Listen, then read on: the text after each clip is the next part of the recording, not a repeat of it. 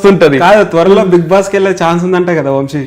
Big boss కి వెళ్ళే chance ఉందని ప్రతి ఇయర్ చెప్తూనే ఉంటారు. ఆదిరెడ్డి గారు కూడా చెప్పిండ్రు ఒక వీడియోలో, వంశీ వస్తున్నాడు అని. అమ్మయ్య ఇక కాల్ వస్తుందా అనుకున్నా నేను. వెళ్ళే ఛాన్స్ ఉంది అయితే, ఉంది 100%. ఇంట్రెస్ట్ ఉంది అయితే మాట్లాడి పొబుదే అవుతుంది. సో అదొక డిఫరెంట్ టైప్ కదా, అందరు ఎంజాయ్ చేస్తారు. నా ఫ్యామిలీ, రిలేటివ్స్, ఫ్రెండ్స్ వీళ్ళు కూడా సపోర్ట్ చేస్తారు. జనాలందరికీ కూడా ఎవరికైతే మనం ఇంకా తెలిసి ఉండమో తెలుగు రాష్ట్రాలలో వాళ్ళందరికి ఇంటింటికి మా టీవీ అనేది ప్రతి ఇంట్లో ఉంటుంది కాబట్టి అందరికి తెలిసే ఛాన్సెస్ ఎక్కువనే ఉంటాయి, పోబుద్దే అవుతుంటది. కానీ బేసిక్ గా చాలా మంది బిగ్ బాస్ కంటెస్టెంట్స్ వెళ్ళి అక్కడ పార్టిసిపేట్ చేసిన తర్వాత బయటకు వచ్చిన తర్వాత అనవసరంగా వెళ్ళినాం అనేసి కూడా చాలా మంది కంటెస్టెంట్స్ చెప్పారు. సో మేబీ ఏ రీజన్ వల్ల వాళ్ళు అనొచ్చు అంటారు. మరి కొందరికి మైనస్ కూడా అయింది, కొందరికి ప్లస్ అయింది.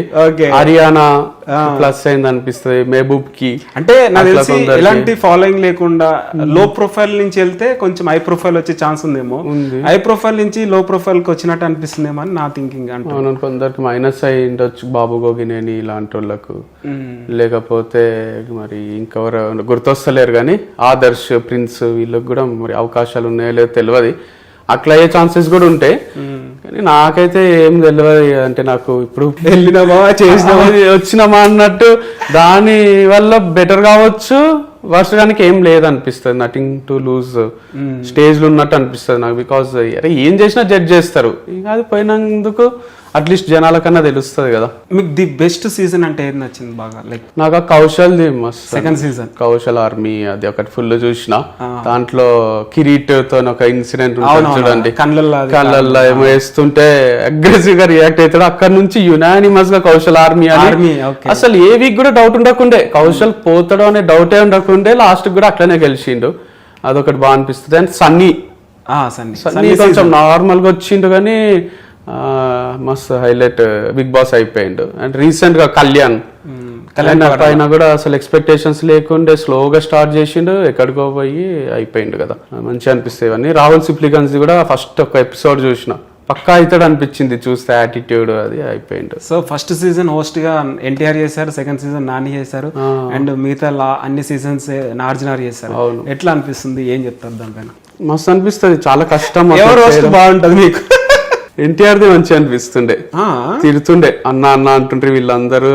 నాకు తెలిసి ప్రిన్స్ ఆ టైంలో కూడా ఎన్టీఆర్ మస్తు తిడుతుండే, వాళ్ళు భయపడుకుంటుండ్రి. సింహాద్రిలా ఎన్టీఆర్ ని చూసినట్టే చూస్తుండ్రి, సారీ అన్న అనుకుంటుండ్రి. మస్తు అగ్రెసివ్ గా మంచి ఇంట్రెస్టింగ్ అనిపిస్తుండే ఎన్టీఆర్ చేయడం. అండ్ బిగ్ బాస్ లో కామన్ పీపుల్స్ కూడా చాలా ఆపర్చునిటీ ఇస్తున్నారు కదా, ఎట్లా అనిపిస్తుంది? లైక్ మంచి పని చేస్తున్నారు, అది top class entertainment Big Boss అనేది. ఇంట్లో పేరెంట్స్ అందరూ తిడుతుంటారు పిల్లల్ని, ఏంద్రా ఇప్పుడు అదే చూస్తావు అంటారు.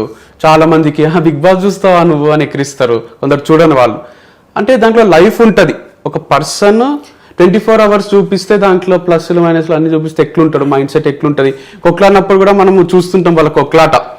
సో ఒక సీజన్ లా అభిజిత్ ఇంకా ఆయన పేరేంటి సోహెల్ అఖిల్, అభిజిత్ అఖిల్ కూడా ఒక కొట్లాట ఉంటది మనకు చిన్నప్పటి నుంచి. ఇండియన్స్ గా తెలుగు వాళ్ళకి అయితే ఇంకెక్కువ ఇష్టం కదా, ఒకరన్నా కొట్లాడుతుంటే, వాళ్ళు ఇద్దరు కొట్లాడుతుంటే మస్తు మజా వస్తుండే. టామ్ అండ్ జెర్రీ లాగా వాళ్ళు కొట్లాడుతుండ్రి. అభిజిత్ ఒక మాట అంటుండే, అఖిల్ ఒకటి అంటుండే, బలైనో నువ్వు నేను పులి అంటే నువ్వు మేక అని ఒక ఎపిసోడ్ ఉంటుంది. తనిష్ది కౌశల్ది కూడా బాగుంటుండే ఫైట్, తనిష్ది కూడా ఉంటుండే. తర్వాత బాబు గోగినేని అండ్ కౌశల్ది కూడా ఒకటి ఉంటది. అట్లా దాని వల్ల ఏం తెలుస్తుంది అంటే, ఇంట్లో కొట్లాడుకున్నప్పుడు సైలెంట్ ఉంటే కరెక్టా, వాదిస్తే కరెక్టా, రియాక్ట్ కావాల్సిన టైంలో రియాక్ట్ కావాలి కదా. మనం ఎందుకు అప్పుడప్పుడు సైలెంట్ ఉంటాం, అప్పుడప్పుడు కొట్లాడతాం అంటే జనాలకు మనం ఎట్లా నచ్చుతాం, మనం ఎట్లా నచ్చుతాం అని మనం మొత్తం అనలైజ్ చేసుకోవచ్చు. ఎందుకంటే ఇప్పుడు రవి యాంకర్ ఉన్నాడు కదా, అని ఏం పర్ఫామ్ చేయకుండానే బయటికి వచ్చినట్టు అయింది. అంటే పర్ఫామ్ చేద్దాం అనుకుంటేనే ఎలిమినేట్ అయింది. శ్రీముఖి పైన ఎక్స్పెక్టేషన్స్ ఉండే, కానీ రాహుల్ సిప్లిగంజ్ అయింది అనుకుంటా. శ్రీముఖి ఖచ్చితంగా అవుతుంది అనిపిస్తుండే, గీతామాధురి ఆ టైంలో కూడా వేరే సీజన్ లో అవుతుంది అనిపిస్తుండే, వాళ్ళు కాలే. అంటే ఫేవరెట్స్ గారు ఇక్కడ ఫస్ట్ నుంచి ఫేవరెట్ ఉండి ఫస్ట్ నుంచి హై ప్రొఫైల్ ఉన్న వాళ్ళకు కన్నా కామన్ మ్యాన్ ఎవరికి తెలియని వాళ్ళు ఒక్కొక్కసారి అయిపోతుంటారు. అంటే లైఫ్ ఈజ్ అన్ప్రెడిక్టబుల్, ఎప్పుడు ఎవరు హీరో అవుతారు, ఎప్పుడు ఎవరు గారు. విజయ్ దేవరకొండ అందరినీ దాటుకుంటూ పోయిండు కదా. అవును, ఇప్పుడు నాగశౌర్య హీరో గాని నాని కన్నా పెద్ద హీరో ఏంటి అనిపిస్తుంది ఒక్కొక్కసారి విజయ్ దేవరకొండ అని చూస్తే. అంటే అట్లా ఈ మధ్యన ఫ్లాప్లు వచ్చినాయి కానీ ఆ క్రేజ్ ఆ ఫాలోయింగ్ గురించి చెప్తున్నా. అంటే ఆల్మోస్ట్ అల్లు అర్జున్ లెవెల్లో ఉంటుంటారు ఫాలోవర్స్ కానీ క్రేజ్ కానీ. అది వచ్చింది అంటే జూనియర్ ఆర్టిస్ట్ నుంచి అట్లా ఎదిగిండు అంటే లైఫ్ ఇస్ అన్ప్రెడిక్టబుల్ అన్నట్టే కదా. ఎందుకంటే పెద్ద పెద్ద హీరోల కొడుకులే ఏం కాకుండా అయిపోతుంది, నిజంగా వితౌట్ బ్యాక్గ్రౌండ్ అయిపోయిండు కదా. నిజంగా ఇండస్ట్రీలో రావాలంటే బ్యాక్గ్రౌండ్ ఉండాలి, డబ్బాన్న ఉండాలంటారు. నిజంగా ఇది వర్తిస్తుంది అంటారు. నిజంగా కొంతవరకు హెల్ప్ చేస్తుంది. ఇప్పుడు అల్లు అర్జున్కి హెల్ప్ చేసినట్టు, మహేష్ బాబుకి చేసినట్టు చేస్తుంది. కానీ అదేం లేదు, టాలెంట్ ఉంటే ఎవరు ఆపలేరు. అవునా? ఎక్కడి నుంచి అయినా రావచ్చు, ఏమైనా అయిపోవచ్చు. చిరంజీవి అయ్యిండు, రవితేజ అయ్యిండు, విజయ్ దేవరకొండ అయ్యిండు. వీళ్ళే ఎగ్జాంపుల్ కదా. మరి ఎక్స్క్యూజెస్ ఇయరాదు. చాలా మంది వాళ్ళని ఎగ్జాంపుల్ గా తీసుకొని ఇన్స్పిరేషన్ గా తీసుకొని ఆడిషన్స్ కి పోతారు. అవును, చాలా మంది ఆడిషన్స్ కి వెళ్తానో ఎక్కడ ఏం జరిగిందంటే వేస్ట్ బ్రో, టైం వేస్ట్ అని కూడా చాలా మంది అంటారు. నిజంగా ఆడిషన్స్ పైన మీ ఒపీనియన్ ఏంటి? నేను కూడా చేసిన ఆడిషన్స్ శ్రీనివాస కళ్యాణం మూవీకి. టాలెంట్ ఉన్న వాళ్ళ పేరు రాసుకుంటారు, వీళ్ళకి కూడా టాలెంటే కావాలి. అట్లేమి ఒకరిని వద్దంటే వీళ్ళకి ఏం రాదు. వాళ్ళకి నిజంగా టాలెంట్ ఉంటే వాళ్ళని తీసుకుంటారు. వాళ్ళకి కూడా ఒకటే సినిమా ఒకటే ఆఫీస్ ఉండదు కదా, 10 ఆఫీసులు ఉంటాయి, 10 తిరగొచ్చు. దాంట్లో ఏదో ఒకటి క్లిక్ అవుతుంది. ఓపిక ఉండదు మనకి, ఇంకొకరి మీద వేస్తాం.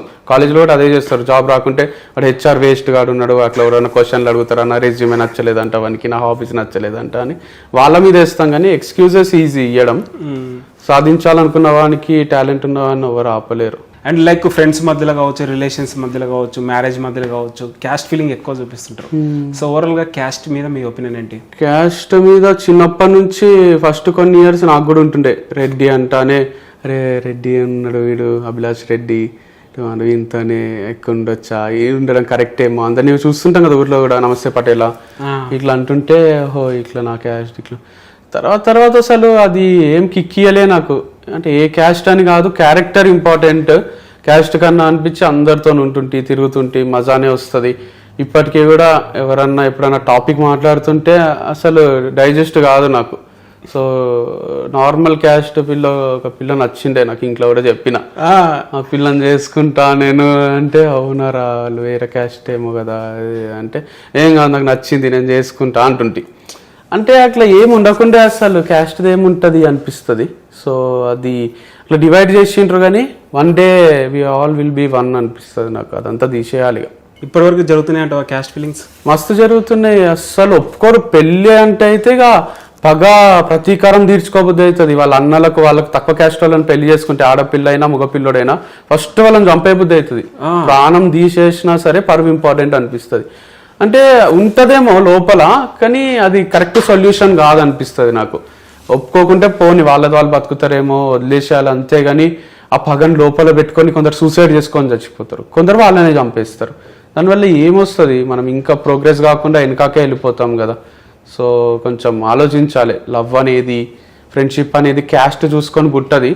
అది ఆటోమేటిక్గా ఒక సెకండ్లో జరిగిపోతుంది. కాబట్టి అది అప్రిషియేట్ చేయాలి అంతే. బేసిక్గా ఏదైనా శుభకార్యం చేయాలన్నా, ఇంకే